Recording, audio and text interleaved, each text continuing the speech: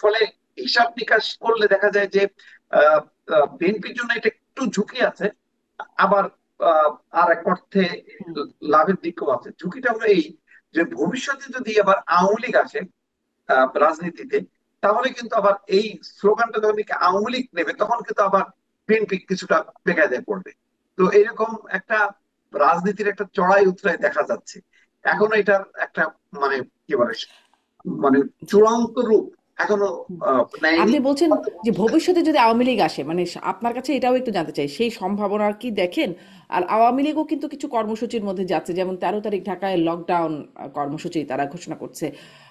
যদিও সরকার খুব অ্যাক্টিভ আওয়ামী লীগ ধরার পেছনে, বা প্রশাসন খুবই অ্যাক্টিভ। আপনার না, কি মনে হয় এই আওয়ামী লীগের কর্মসূচি অবস্থাটা দিয়ে কোথায় এই নিচ্ছে? কর্মসূচি দিয়ে আওয়ামী লীগ লাভবান হবে না। তবে আওয়ামী লীগের, এটা হলো বাস্তবতা, আওয়ামী লীগ আজব কালক আসবে, এটা ঠেকানো যাবে না। আপনি এইবারের হয়তো কোন রকমে আপনি ঠেকাইতে পারবেন, কিন্তু দেখবেন যে যারা ক্ষমতায় আসবে তারা নিজেরাই বুঝতে পারবে, এবং তখন আন্তর্জাতিক চাপ হবে। এখন অন্তর্বর্তী সরকারকে আন্তর্জাতিক মহল চাপ দিতে চায় না। তারা দেখে যে এরা একটু সংস্কার করুক, এটা সেটা করে একটা নির্বাচন করুক। কিন্তু নির্বাচিত সরকার আসলে তখন আওয়ামী লীগকে উপেক্ষা করাটা খুব কঠিন হবে। তখন সবাই বলবে যে তুমি তো নির্বাচিত সরকার গণতান্ত্রিক ভাবে, তাহলে গণতন্ত্রের অনুশীলন হচ্ছে সবার রাজনীতি করার অধিকার আছে। তুমি কোন যুক্তিতে তুমি আওয়ামী লীগকে রাজনীতি করতে দেবে না, কোন যুক্তিতে জাতীয় পার্টিকে রাজনীতি করতে দেবে না, এই ইস্যুটা যখন প্রবল হবে, তখন কিন্তু নির্বাচিত সরকার বিপদের মধ্যে পড়বে। যেমন কিছুটা বিপদে কিন্তু ডক্টর মোহাম্মদ ইউনূস আমেরিকা সফরের সময়, যখন নাকি তাকে আল জাজিরার সাবেক যে অ্যাঙ্কর, হুম। সে যখন বারবার প্রশ্ন করছিল আওয়ামী লীগ ইস্যুতে, তখন কিন্তু খুব কমফোর্ট ফিল করেননি ডক্টর মোহাম্মদ ইউনূস। তার উত্তর দিতে অনেক ভেবে চিন্তে অনেক কৌশলী হইতে হয়েছে, স্ট্রেট উত্তর দিতে পারেনি। হুম। কিন্তু নির্বাচিত সরকারের জন্য তো আরো সমস্যা হবে, তখন তাকে তো সবাই চেপে ধরবে যে তুমি তোমার তাহলে এটা কোন দেশের, মানে কোন পৃথিবীর কোন গণতন্ত্রের এটা চর্চা তুমি করো, যে এই গণতন্ত্রে মানে যেখানে 20% বা 30% মানুষ একটা দল করে, সেই দলকে তুমি রাজনীতি করার সুযোগ দিবা না, এটা কোন এতে আছে, অভিধানে আছে?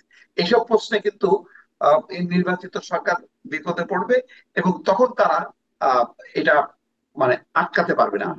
এছাড়া সবচেয়ে আপনি বড় কথা হলো, ভারত কিন্তু ওৎপেতে বসে আছে, এবং আপনি এই শক্তিটাকে উপেক্ষা করতে পারবেন না। আপনি পশ্চিমা অনেক দূরের দেশকে, শেখ হাসিনা হয়তো উপেক্ষা করতে পারছে, কিন্তু তার ভারতের সমর্থন পারলো লাগছে। কোথায়? উপেক্ষা করতে পারে ভারত নাই। যখন ক্রমাগত ভাবে বলতে থাকবে, এবং সে যখন কি আন্তর্জাতিক ইস্যুতে পরিণত করবে, বা এই বাংলাদেশের যে মানে একটা অংশ রাজনীতি অধিকার নেই, তখন কিন্তু এটা যথেষ্ট পরিমাণ চাপের মধ্যে পড়বে।